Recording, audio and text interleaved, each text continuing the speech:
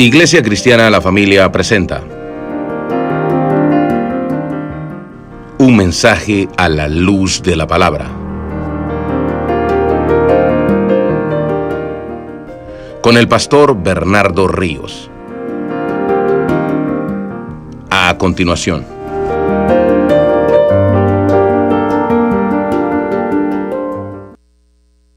Y contiendas. Oramos. Señor, muchísimas gracias por este día. Gracias por permitirnos seguir aprendiendo de tu palabra. Que tu Espíritu Santo nos guíe a toda verdad, a toda justicia. Como predicador, mi responsabilidad, Señor, es no ponerle a tu palabra ni quitarle. Ayúdame a amar a los hermanos lo suficiente como para, en gracia, decirles la verdad acerca de las Escrituras. Ayúdame, Señor, no puedo hacerlo sin ti, así que pon esa gracia en mí. Te pido todo esto en el nombre de Jesús. Amén. Pueden sentarse, hermanos.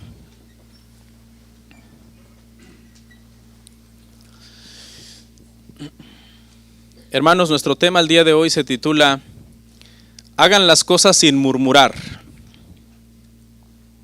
Hagan las cosas sin murmurar. Se dice, hermanos, que hoy como nunca antes vivimos en una sociedad murmuradora. Una sociedad que en una combinación de murmura y queja está constantemente insatisfecha, a pesar de que esta es la sociedad, hermanos, que quizá en toda la historia de la humanidad es la sociedad que tiene más cosas que sociedades del pasado. Es más, muchas veces no solamente tenemos lo que necesitamos, sino que tenemos lo que deseamos. Y son dos cosas diferentes. Porque una cosa es tener lo que uno necesita y que lo necesitas para vivir, ¿no? La ropa básica, la alimentación básica, un hogar, un vehículo en este país que es tan importante para moverse. Pero esta sociedad no solamente tiene lo que necesita, tiene lo que desea. Lo que deseamos son cosas que no nos surgen. Son cosas sin las cuales de hecho podríamos estar bien, pero son pequeños lujos que nos damos y decimos, no lo necesito. El otro día le mandé un link a mi esposa de unas cosas y le dije, ordéname esto. Y cuando lo comenzamos a ver, me dice, yo lo quería, la verdad. Me dice, lo necesitas, porque estaba complicada con las tallas, es que la talla no la encuentro, que no sé qué. Me dice, lo necesitas, le digo, la verdad, no lo ordenes. Y se puso bien contenta. Entonces le dije, así me gustaría que tú pienses cada vez que vas a ordenar algo. Y digas, ¿lo necesito? Porque si la respuesta es lo necesito, o sea, tengo que comprarlo, ¿verdad? Lo necesito. Pero si la respuesta es, en realidad no lo necesito, podría seguir estando 4 o 5 años sin eso y no me afectaría para nada. Ya me dieron ganas de predicar de esto, pero sigamos con la murmuración. Sigamos con la murmuración. Hermanos, el día de hoy, la insatisfacción de las personas, hermano, causa mucha murmuración, es decir, no me siento satisfecho, lo cual es una contradicción porque acabamos de decir que tenemos lo que necesitamos y hasta lo que deseamos. No deberíamos de estar insatisfechos, pero constantemente estamos murmurando y quejándonos de cosas. Y eso habla, hermano, de que nos hemos propuesto la felicidad prácticamente como una meta personal. Y nunca la vamos a alcanzar porque la felicidad es muy esquiva, es muy difícil de retener. Porque está dependiendo muchas veces de las cosas que necesitamos, de las cosas que deseamos, de las circunstancias que nos rodean. Y todo eso cambia constantemente. El día de hoy se dice, hermano, que las familias están criando hijos muy insatisfechos. Y eso los hace ser hijos muy murmuradores contra sus padres. Se dice que antes, hermano, La familia mandaba. Que lo cuento como si fuera una cosa de antaño, ¿no? La familia mandaba y los hijos se sometían a la familia. Es decir, los hijos iban naciendo y conforme iban naciendo ya estaban en un sistema de gobierno que se llamaba familia. El padre, la madre y los hermanos más grandes. Y tenían que someterse a esa familia. Se dice, hermano, que eso se ha invertido hoy. Y los hijos que nacen ya siendo el gobierno. Y entonces la familia se somete a los hijos. ¿Y eso qué cree que producen los hijos? Pues que son bien berrinchudos, bien quejumbrosos, bien murmuradores, nada los satisface, todo los hace infelices. Tú los ves infelices y dices, ¿por qué están infelices y murmurando por todo? ¿No se les puede decir nada porque te ganas un regaño de tus hijos? Y es precisamente por esta situación, hermano, de que por naturaleza los seres humanos tendemos como a murmurar cuando nos sentimos insatisfechos y cuando sentimos que lo que nos está pasando no es justo. Tendemos como a asumir un papel de víctimas y queremos como entre dientes quejarnos y murmurar que qué barbaridad, qué calor ha hecho en estos días, no sé qué le pasa al Señor, se ha equivocado. Entonces tenemos una tendencia, hermano, a murmurar por todo. Los niños murmuran de sus padres, de los maestros, de la iglesia. Y ese problema, hermano, viene porque nosotros como padres estamos criando mal a nuestros hijos. Les estamos enseñando un sistema en donde ellos al nacer, ellos mandan y la familia se tiene que someter a ellos.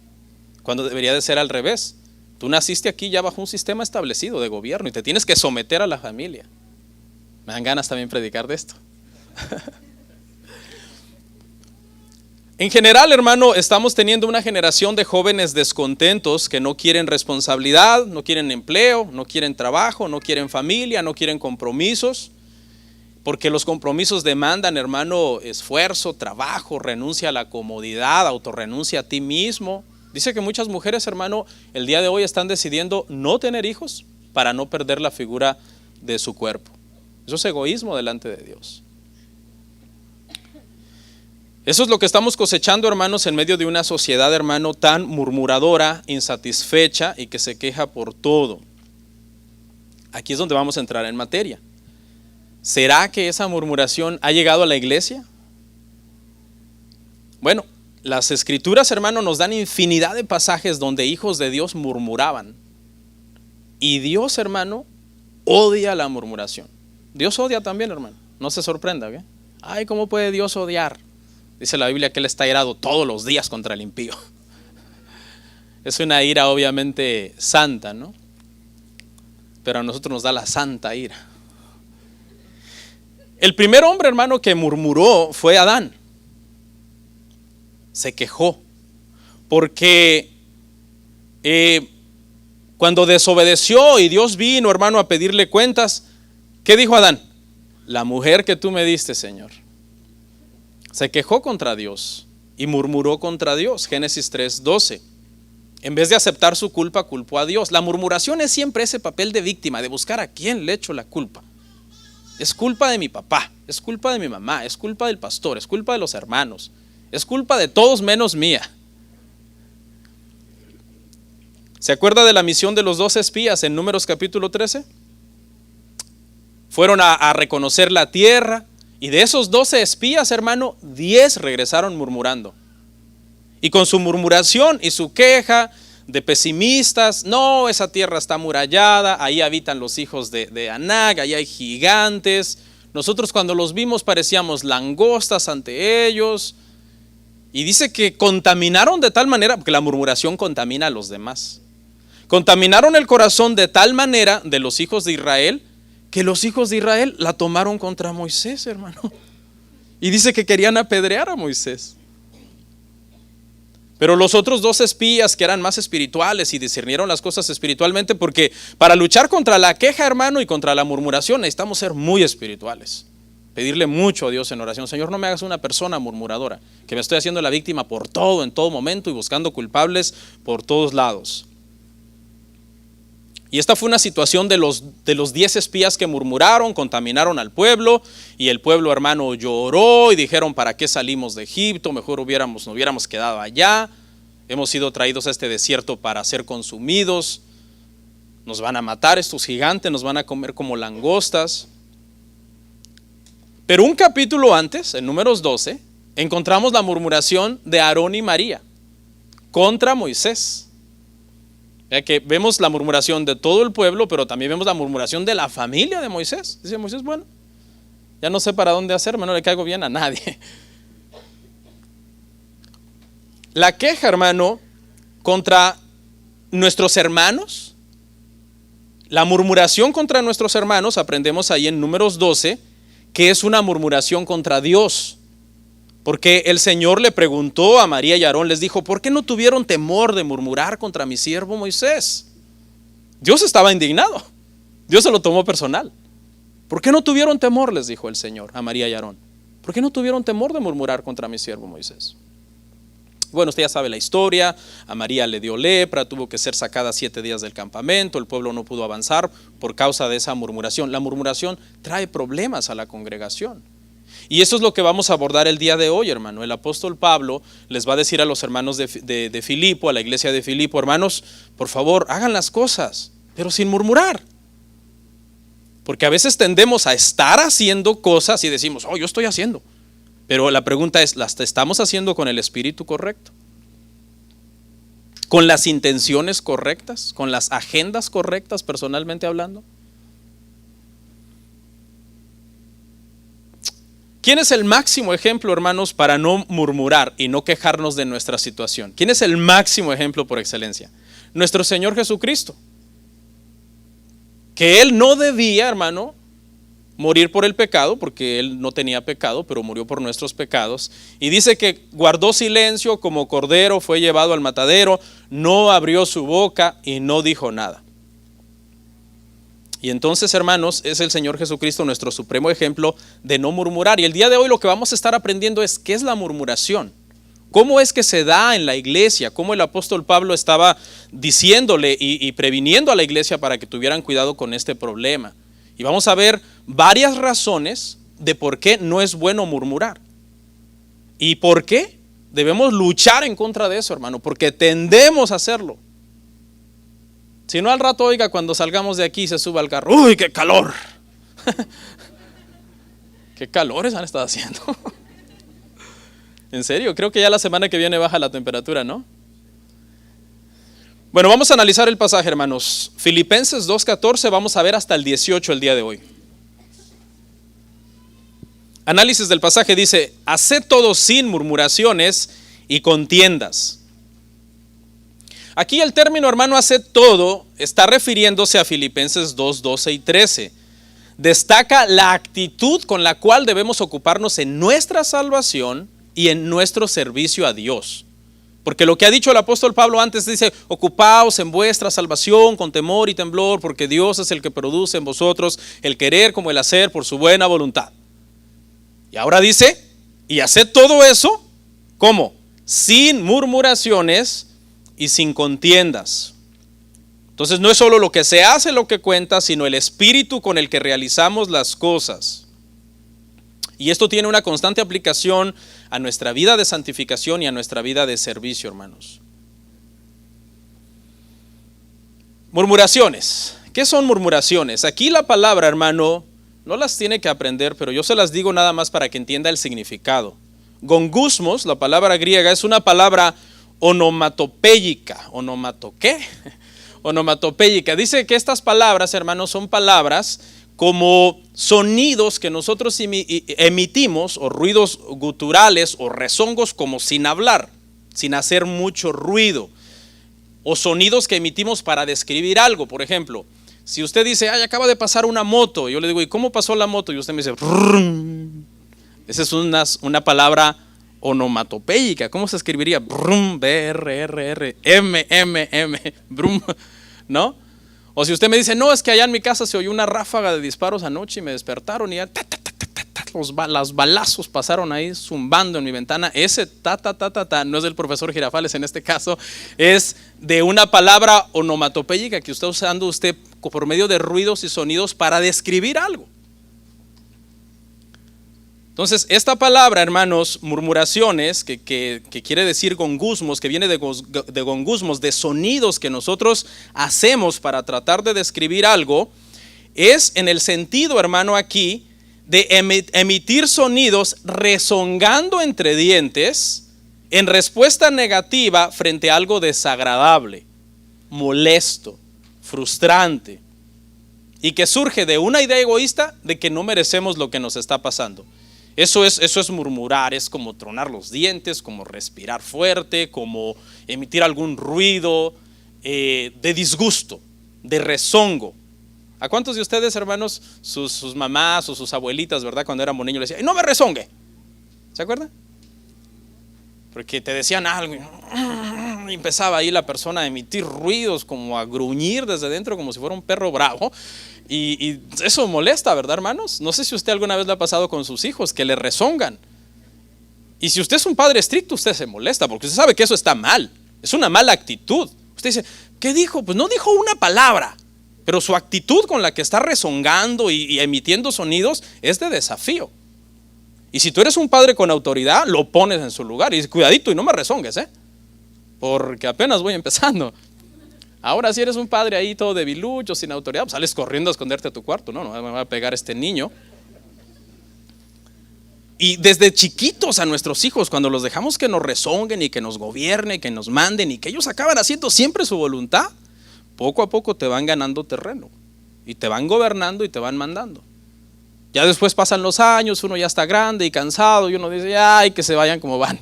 Porque ya te cansaste de luchar con ellos y de dejarlos que van creciendo torcidos. Es que parece que quiero predicar de los niños. Y no, hermanos, nosotros no debemos de dejar que nuestros hijos sean murmuradores. No debemos de permitir que nuestros hijos sean murmuradores. Y ustedes jóvenes y niños no murmuren, porque cuando ustedes niños y jóvenes murmuran, vamos a suponer que tu mamá te dice, a ver, lava los trastes. Y tú haces una respiración así como de toro de lidia. ¿Qué le estás diciendo a tu mamá? Que no lo quieres hacer, que en ese momento te molesta su instrucción. ¿Qué barbaridad? ¿Cómo se te ocurre, vieja inoportuna? ¿Que no ve que me acabo de hacer las uñas? Entonces, ¿qué debe hacer la mamá ahí? Irse asustada. Ay, ya está enojada, le pedí. Por favor, si eres tan amable. No, la mamá se debe regresar y decirle, a ver, ¿qué te falta? ¿Oxígeno? ¿Qué? ¿Te echo aire o qué? Algún sarcasmo para decirle que no te gustó. Y vemos muchas veces ese problema de murmuración. Veamos algunos usos de esta palabra gongusmos en la Biblia, hermano, que es murmurar entre dientes, rezongar entre dientes, emitir sonidos extraños en tono de queja y de decir, yo no merezco esto, ¿por qué yo? ¿Por qué yo? Todo yo. Lo vemos, hermano, en los trabajadores resentidos que murmuraron contra el padre de familia, aquel que contrató varios empleados, ¿se acuerda? A unos desde las 8 de la mañana, a otros a mediodía, a otros a las 5 de la tarde. Y acordó desde temprano y le dijo a los que contrató temprano, yo les voy a pagar tanto por el día de trabajo. Y luego contrató más gente más tarde, una hora antes de la salida contrató a otros que andaban por ahí de ociosos, vénganse que están sin hacer nada. Y al final del día les pagó lo mismo a todos. Y aquí aparece esa palabra murmurar, con gusmos, Mateo 20:11. Mateo 20:11, hermanos, dice, y al recibirlo murmuraban contra el padre de familia. Es decir, estos que empezaron a trabajar temprano hicieron un grupito por aquí y estaban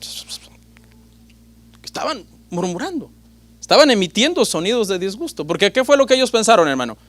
No, pues nos va a pagar más, porque si les pagó un denario a los que trabajaron una hora, a nosotros que trabajamos 8, 9 horas, 10, 11 horas nos va a pagar más. ¿Qué les dijo el padre de familia? ¿Y por qué murmuran?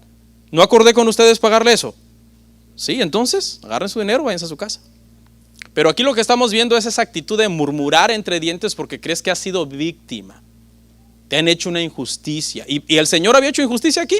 No, ninguna injusticia. Pero cuando tomamos el papel de víctimas, hermano, y murmuraban entre ellos, es decir, estaban contaminando unos a otros. Quizás uno de ellos dijo, pues me pagó lo que dijo. No, pero es que a los demás les dio lo mismo y trabajaron una hora.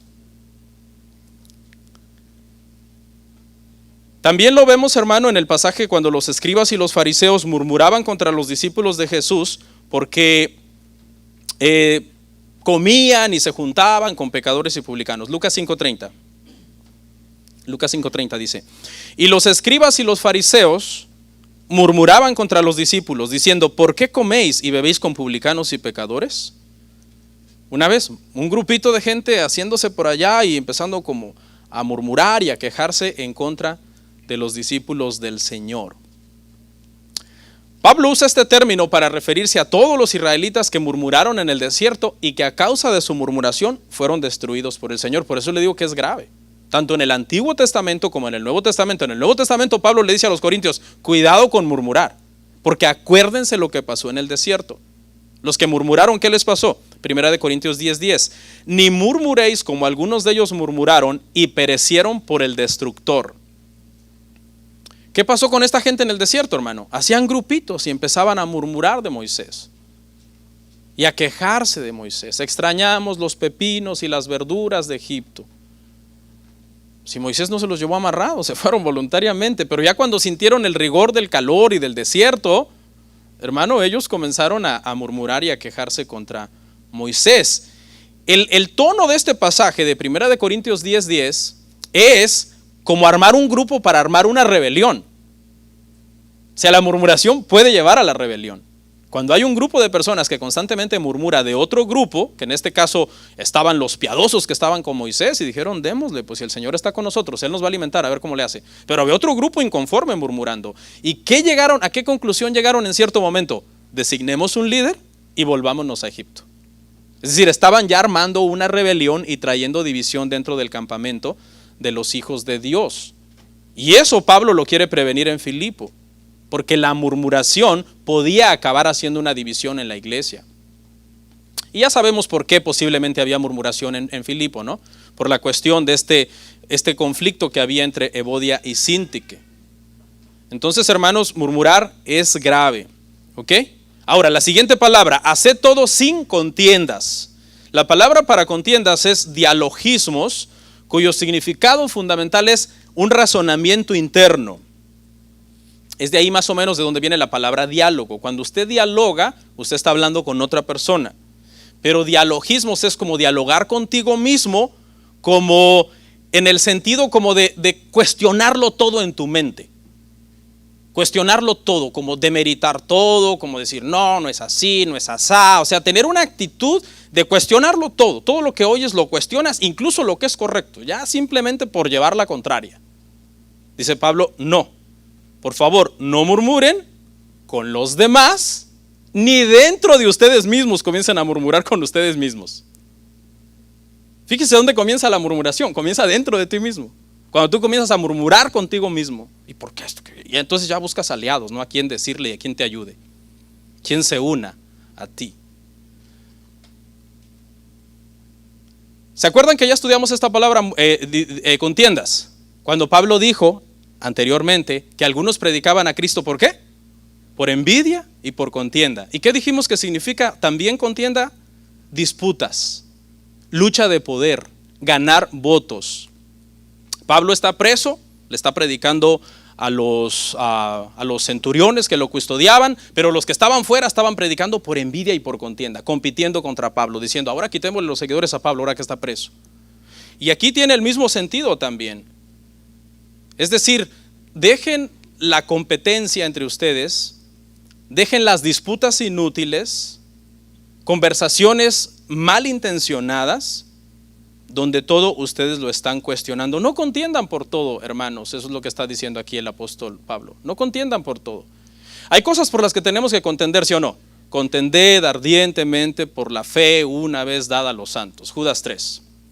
Contended ardientemente.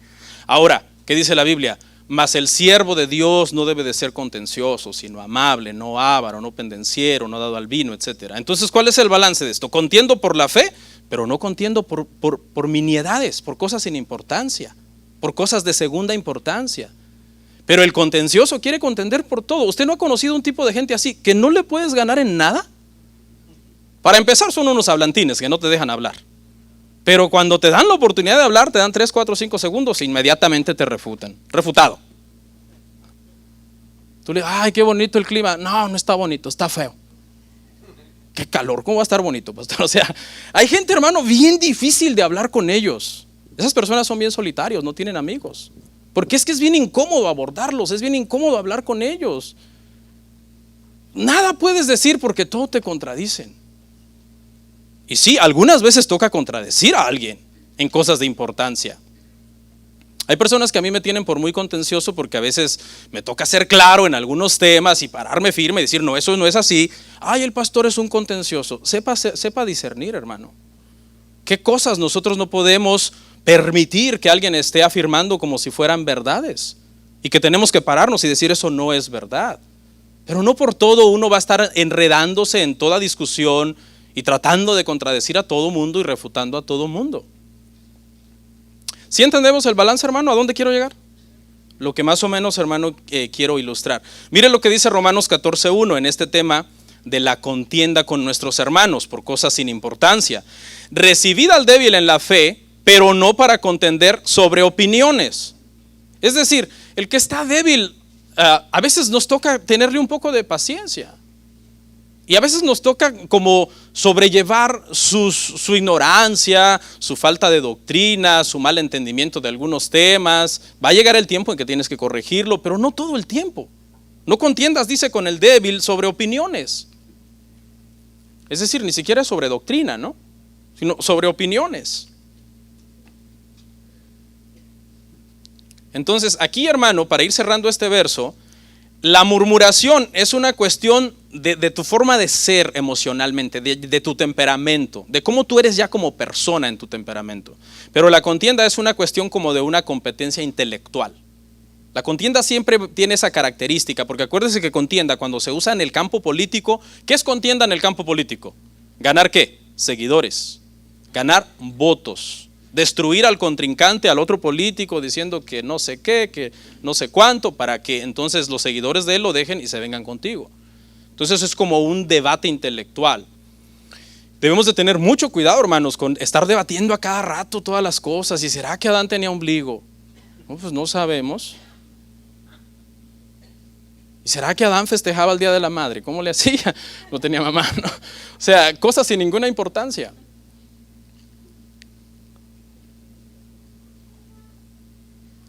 ¿Se acuerdan de un verso que dice, huye de las pasiones juveniles? ¿Cuántos lo recuerdan? ¿Cómo hemos usado ese verso muchas veces? Como que debemos de tener cuidado con las pasiones sexuales, ¿verdad? Ese no es el contexto de ese pasaje.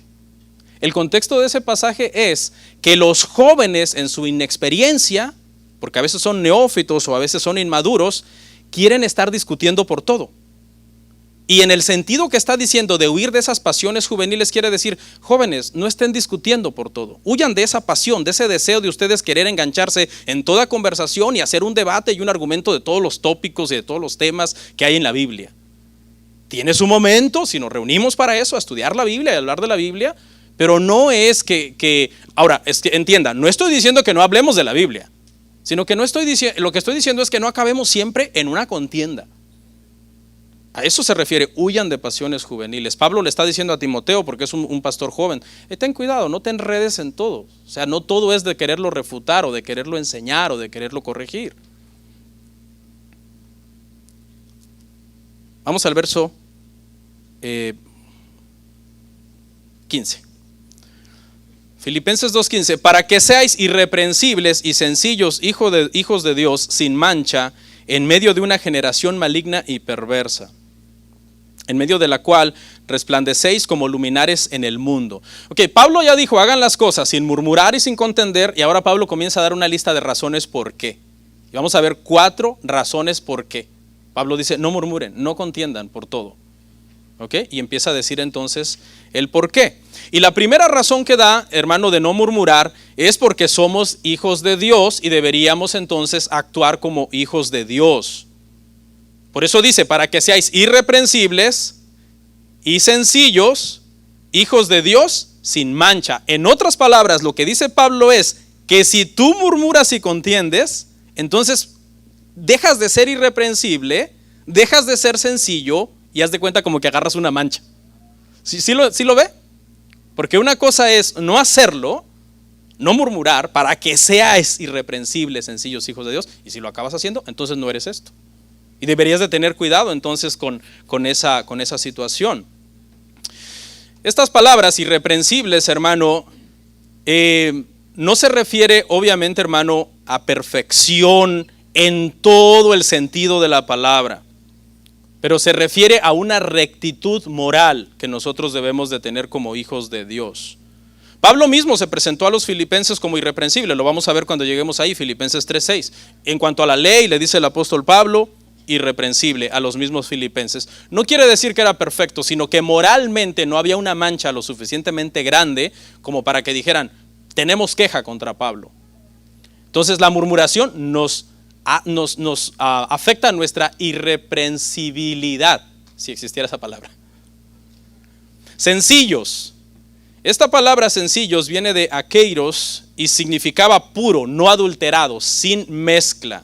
Se utilizaba muchas veces para hablar del vino, ¿ok? Que era puro, que no estaba mezclado, que no estaba diluido con agua. Y también se utilizaba para hablar de un metal que era puro, que no tenía una aleación de otros metales. Y el sentido es, hermano, entonces, que debemos ser llamados como cristianos a una pureza moral. No debemos de estar mezclados con el pecado de una forma deliberada, viviendo en pecado, practicando el pecado, porque eso éramos antes. Ahora ya no somos eso, ahora somos nuevas criaturas en Cristo. Hijos de Dios sin mancha. Las tres palabras tienen el mismo sentido como de pureza, hermano. Irreprensible, pureza. Sencillo, pureza, no mezclado, no adulterado, no mezclado con el pecado. Y ahora vuelve a repetir sin mancha, pero aquí la palabra es amomos y es una palabra que quiere decir también sin tacha. Y en el Antiguo Testamento esta palabra sin tacha se usaba para los animales que iban a ser escogidos para el sacrificio en el templo. El animal tenía que ser sin tacha, es decir, había una lista de especificaciones de un año, que no tenga los testículos mayugados, que ciertas características el animal, el cordero, tenía que reunir. De hecho, de ahí salió la palabra teleo, ¿no? O tetelestai, consumado es, que era la palabra que usaba el sumo sacerdote cuando inspeccionaba el cordero y decía, este es, porque reúne todos los requisitos, decía tetelestai o teleo, alguna de sus variantes de esas palabras, este es el cordero sin tacha que vamos a ofrecer en el sacrificio. ¿Y qué fue lo que dijo Cristo en la cruz cuando terminó toda su obra? Consumado es, tetelestai, consumado es. Ahora, pregunta, hermano, esto de sin mancha suena muy exagerado, ¿no? O sea, ¿sin mancha? Es que no vamos a ser guardados sin mancha por nuestra propia fuerza. No podemos. Por eso dice Judas, capítulo 1, verso 24, que Cristo mismo, el que es sin mancha y sin contaminación, Él sí es poderoso para guardar a los creyentes sin caída y presentarlos sin mancha delante de su gloria con gran alegría. Es decir, dependemos en gran parte, hermano, del Señor Jesucristo para nuestra santificación, como estuvimos hablando la semana pasada. Que mientras que la salvación no es un tema en el cual cooperamos, nuestra santificación sí es un tema en el que el Señor inicia y nosotros cooperamos con nuestra santificación. Entonces, en resumen, irreprensible, sencillos hijos de Dios, sin mancha. En resumen, que nuestra vida pueda ser presentada ante Dios como un sacrificio vivo, santo, agradable a Dios. Eso es lo que quiere decir acá. Lo contrario es que la murmuración y la contienda mancha todo eso. Afecta nuestra vida. Y es que no me va usted a dejar mentir, hermano. Algunas veces pecamos en esa situación de la murmuración o de la contienda. ¿Y cómo te sientes después de haber hecho eso? Sucio. No limpio. Lo primero, bueno, personalmente la primera impulso dentro de mí es orar y pedir perdón. Y hasta que no lo hago no tengo paz. Y algunas veces amerita llamar a la persona y pedirle perdón a él también cuando fue grave. ¿Por qué? Porque dice, aquí da la segunda razón en el mismo verso. La primera razón es porque eso es ser buenos cristianos. Si quieren ser buenos cristianos, no murmuren y no contiendan. Pero la segunda razón es porque eso afecta nuestro testimonio delante de los incrédulos. Mire lo que dice, en medio de una generación maligna y perversa. Ok, nosotros debemos entonces, delante de los incrédulos, hermano, presentarnos como sencillos, personas no simplistas, pero sí simples, fáciles de abordar, no contenciosos, no chismosos, no murmuradores, personas como de una pieza, de un carácter afable, tratable, abordable, porque cuando no eres así, la gente no quiere estar junto a ti.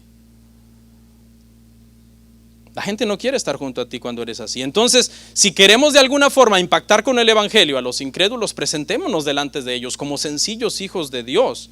La palabra aquí para maligna, esta generación a la que se le está llamando maligna, es la palabra griega skolios, que significa torcido, encorvado, desviado, deformado.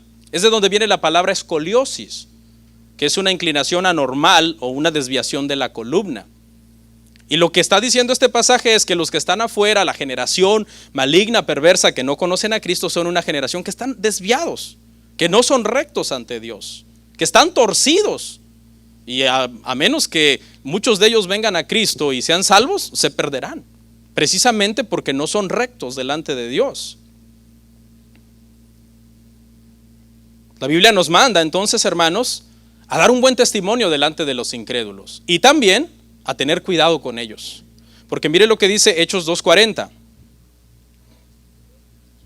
Hechos 2:40. Y con otras muchas palabras testificaba y les exhortaba diciendo: sed salvos de esta perversa generación. Entonces el apóstol Pablo predicando en los principios de la iglesia. Y lo que le estaba diciendo, Pedro. ¿Dije Pablo? Es Pedro. Pedro, ¿qué les está diciendo Pedro a los hermanos? Tengan cuidado, hermanos. Porque las manzanas podridas pudren las buenas. ¿Cuándo usted ha visto que si usted pone unas manzanas podridas y unas buenas, las buenas hacen buenas a las podridas? Imposible. Las podridas siempre pudren a las buenas. Y es lo que Pablo está diciendo. Tengan cuidado, Pedro, perdón. ¿Con quién se juntan? La generación de allá afuera es maligna, es perversa, está desviada, está torcida. Nuestro trabajo es andar delante de ellos sin murmuraciones y sin contiendas. En medio de la cual resplandecéis como luminares en el mundo, la ciudad de vida, luminares en el mundo. La palabra aquí, hermanos, para luminares es fosters, y es la palabra que se usó en Génesis 1, 14 al 18, cuando se habla de la lumbrera mayor, la lumbrera menor, que fueron creados para alumbrar el día, para alumbrar la noche. Y el sentido es que de la misma forma que el sol alumbró y la oscuridad se disipó, de la misma forma nosotros también hemos sido llamados, hermano, delante de una sociedad torcida a ser rectos, delante de una sociedad en tinieblas a ser luz, delante de una sociedad mezclada con toda suerte de pecado a ser puros, sin mezcla, no adulterados. Debemos de ser luz en medio de un mundo tenebroso, porque eso, hermano, es un buen testimonio. Ser hijos de Dios es un privilegio. ¿Estamos de acuerdo? Pero también es una responsabilidad. ¿Ok? No podemos querer la rosa sin las espinas, a Cristo sin la cruz, ¿no? El evangelio sin el sacrificio de Cristo. Debemos de caminar como hijos de Dios. Vamos al verso 16, hermanos.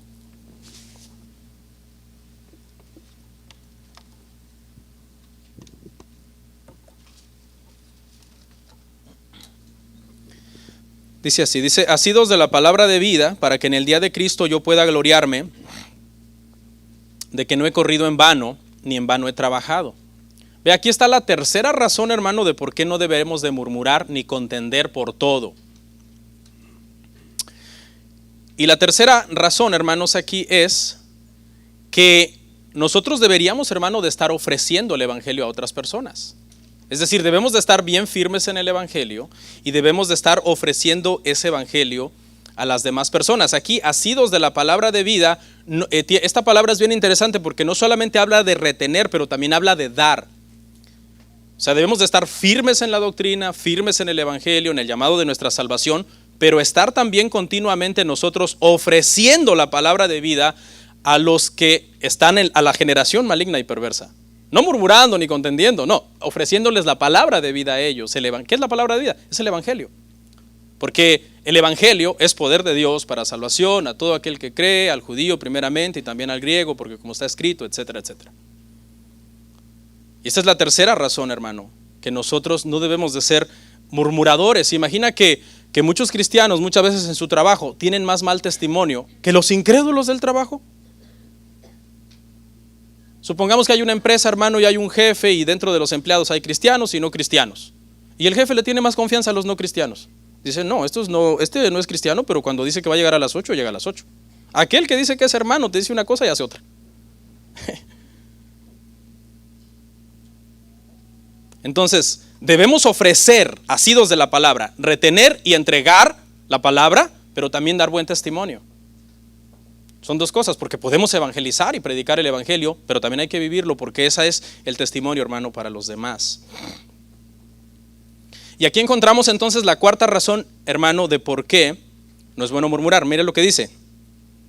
Dice Pablo: para que en el día de Cristo yo pueda gloriarme de que no he corrido en vano, ni en vano he trabajado. Esta es la razón que sigue, hermano, y es porque, hermano, cuando ustedes son buen cristianos, cuando los miembros de una iglesia son buenos cristianos, eso es para buen testimonio de sus ancianos y de sus líderes, porque eso es lo que está diciendo aquí Pablo. Pablo dice, si ustedes hacen todo sin contiendas, sin murmuración, entonces, dice Pablo, yo podría gloriarme de que no he corrido en vano, ni he trabajado en vano por ustedes. Porque ¿dónde está Pablo en este momento? Está preso. Posiblemente Pablo ha contemplado que acabe decapitado, pero un pensamiento lo consolaba: que los filipenses fueran irreprensibles, sencillos, hijos de Dios sin mancha, luz al mundo, no mezclados con el pecado del mundo, que pudieran presentar su vida como un sacrificio agradable delante de Dios. ¿Sí lo está viendo, hermano, todo el panorama del pasaje? Ese pensamiento consolaba a Pablo, que los hermanos pudieran ser buenos hermanos. Es triste trabajar en vano. Es triste trabajar en vano. Es decir, cuando haces un montón de cosas y al final no dan resultado. Por ejemplo, en mi tiempo de ser pastor, hermano, estos 15 años, poco más, yo he aconsejado muchos matrimonios. Y muchos de esos matrimonios se han divorciado. ¿Cuánto tiempo no me hubiera ya ahorrado, verdad? Si hubieras como sabido el futuro, ¿no? Me acuerdo a un matrimonio especialmente que a veces yo salía hasta de noche a separarlos. No, hermano, no hágase para allá, hermana. Una vez un hermano me dijo, estoy armado, mejor váyase. Le dije, bendiciones. Ay. ¿Por qué, hermano? Pues todavía no ha llegado mi tiempo. El Señor me necesita en la tierra para seguir predicando el evangelio. Y esa pareja están divorciados. Y no fue solo esa vez, hermano, fueron infinidad de veces de terapia, de ayuda, de consejo, de oración, en vano. Es triste trabajar en vano, predicar en vano. Si yo hiciera una pregunta, y no lo voy a hacer, porque no quiero avergonzar a nadie, ¿qué prediqué la semana pasada? La mayor parte de los que están aquí no tienen ni la menor idea que prediqué la semana pasada. Y estuvieron aquí, y oyeron, hasta notas tomaron, pero perdieron el cuaderno. Y entonces, ¿qué pasó con esa predicación? Con ese esfuerzo toda la semana, estudiando, orando, Señor, clava este sermón en el corazón de los hermanos. ¿Y qué pasó? Que es triste trabajar en vano, que es duro. El apóstol Pablo lo consolaba el pensamiento de, espero que no sea en vano, espero que no sea correr en vano. A veces uno le toca hacer muchas cosas en vano. Bautizas personas, después se van de la iglesia. Presentas miembros, después se van de la iglesia. Y se siente duro, pero hermano, no estoy diciendo esto con queja ni haciéndome la víctima, no. Lo estoy diciendo porque así pasan las cosas, así son. El que es pastor debe de saber que esto es el ministerio, que así es la vida, que estamos lidiando y batallando con personas imperfectas y que muchos de ellos también en realidad no son cristianos. Esa es una realidad, hermanos, ¿okay? No lo estoy diciendo despectivamente, es una realidad. Entonces, en este punto, hermano, lo mejor que los creyentes pueden hacer y deberían hacer es esforzarse, practicar fielmente las verdades de la palabra que el pastor enseña, que el predicador enseña, para que el pastor de la iglesia pueda decir como Pablo, al final, no he corrido en vano, no he trabajado en vano. Esta expresión, correr en vano, el apóstol Pablo, usted sabe que le encantaban las ilustraciones, hermano, del mundo atlético. Y está refiriéndose a los corredores del estadio, aquellos que se preparaban cada 4 años, porque las olimpiadas son antiguísimas, hermano. Ya existían las olimpiadas. Igual eran cada 4 años. Entonces los corredores, hermanos, se preparaban cada 4 años para correr y ellos no querían correr en vano. Ellos querían ganar. ¿Se imagina 4 años de disciplina, de dieta, de ejercicio, de esfuerzo para correr en vano? De ahí es donde está tomando Pablo esta ilustración. Pablo está diciendo que ha sido un esfuerzo fuerte. Las misiones, la predicación, la plantación de iglesias, la instrucción en doctrina de los hermanos, como para que al final los hermanos sean unos murmuradores y contenciosos que no están dando buen testimonio del Señor. Verso 17, hermanos. Y aunque sea derramado en libación sobre el sacrificio y servicio de vuestra fe, me gozo y regocijo con todos vosotros. Y aquí Pablo, hermano, está usando otra ilustración. Primero usa una ilustración del atletismo, ahora usa una ilustración de los sacrificios en el templo. Y se refiere al sacrificio, hermanos, de la libación. Pablo le encantaba dar ilustraciones. De hecho, los grandes predicadores históricamente, empezando desde Jesús, siempre han sido predicadores que dan ilustraciones muy bonitas y que te hacen entender el mensaje. Pablo se comunicaba mucho a través de ilustraciones. Yo correr, voy a dejar golpear mi cuerpo, voy a dejar de ser heraldo. Y te llevaba a imaginarte oficios de la pesca, de la agricultura, etcétera, para que tú pudieras entender el mensaje espiritual por medio de un ejemplo práctico. Y aquí, cuando Pablo dice libaciones, inmediatamente los judíos saben exactamente de qué está hablando. Inclusive los paganos, que también hacían algunos sacrificios de libación. O sea, todo el mundo, judíos y griegos, entendían que estaba diciendo Pablo, aunque yo sea derramado en libación sobre el sacrificio. Ellos dijeron, ¿cómo es eso?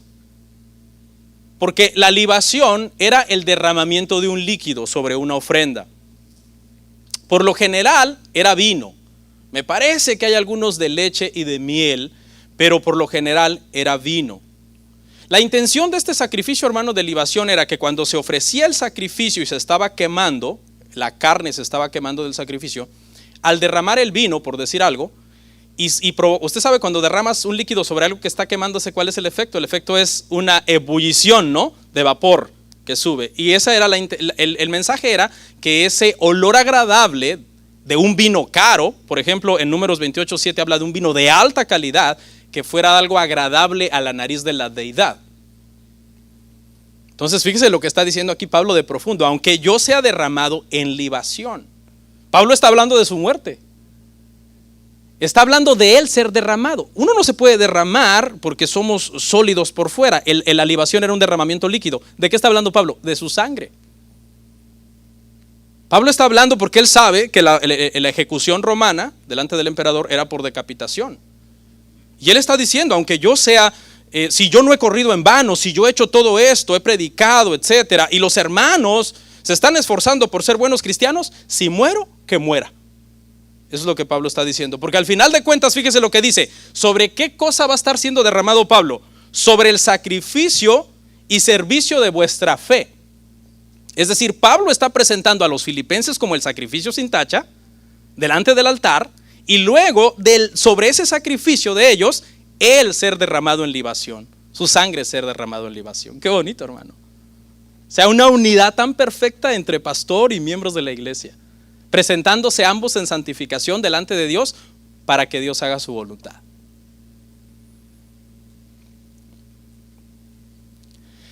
Y ahora Pablo les dice ahí, me gozo y regocijo con todos vosotros. O sea, Pablo se goza de la expectativa de ser derramado en libación. Él no dice, pues ya ni modo, hermanos, me va a tocar, creo que aquí me va a ejecutar Nerón. No, dice, me gozo y regocijo. ¿Yo solo? No, con todos vosotros. No se preocupen, no hagan duelo, no lamenten. Yo voy a hacer una libación, un sacrificio ante Dios, derramado sobre la vida sin tacha, irreprensible, sin mancha y sencilla, como hijos de Dios que ustedes viven. Es una satisfacción, hermano. Yo en esta iglesia, hermano, conozco muchas familias que, wow, son cristianos, hermano. A lo mejor para usted no, porque usted ve otra cosa, ¿no? Hay gente que ve otras cosas. Pero hay gente aquí, hermano, que yo digo, wow, esa familia son de mis respetos. Y eso es más o menos lo que Pablo está diciendo acá. Si ustedes son buenos hijos de Dios, no he corrido en vano, no he trabajado en vano. Y aún estoy dispuesto a sellarlo con mi muerte. Es una satisfacción muy bonita. Yo sé que a veces los pastores sonamos como mucho de reprender y corregir, porque por naturaleza necesitamos más exhortación que elogios. Por naturaleza, porque nuestra tendencia es a desviarnos, nuestra tendencia. Pero también los puedo elogiar. Y aquí hay muy buenos cristianos, para la gloria de Dios. ¿No es cierto? Oh, yo pienso que el pastor lo dijo por mí. ¿Quién más pudo haber sido? No.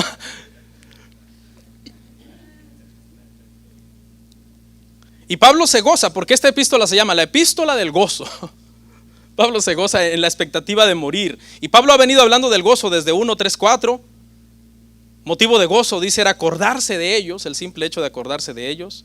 Filipenses 1:18, motivo de gozo era el avance del evangelio a pesar de que estaba preso. Filipenses 1:25, su gozo era que él pensaba que Dios lo iba a dejar con vida e iba a volver a ir a visitar a los filipenses. Y así podría darle muchos versos donde Pablo habla constantemente del gozo. Pero en esta expectativa Pablo está hablando del gozo ante su muerte.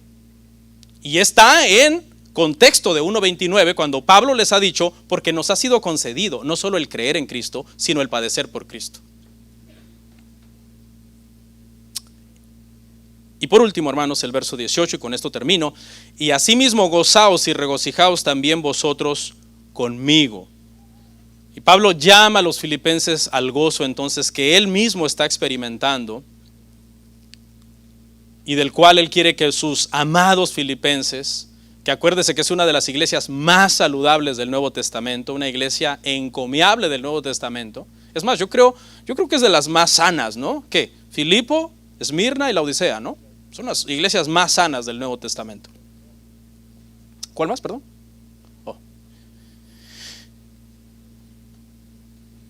Cada vez que murmuramos, hermano, contra nuestros padres, contra la iglesia, contra los ancianos, contra nuestros hermanos, contra el clima, contra lo que sea, estamos murmurando de Dios. Estamos murmurando de Dios. Quitemos de nosotros, hermano, esa mala costumbre. Tenemos una tendencia, de una vez os lo advierto, hay que luchar contra ella. Mordámonos los labios, callemos, entrenemos nuestro corazón, porque de aquí es donde sale. ¿Los labios qué? ¿Solamente hacen lo que el corazón dice?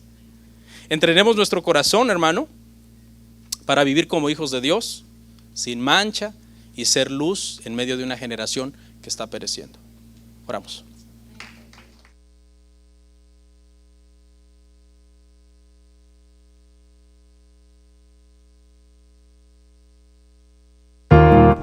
Comparte, suscríbete, dale like. Gracias por tu sintonía. Hasta la próxima. Bendiciones.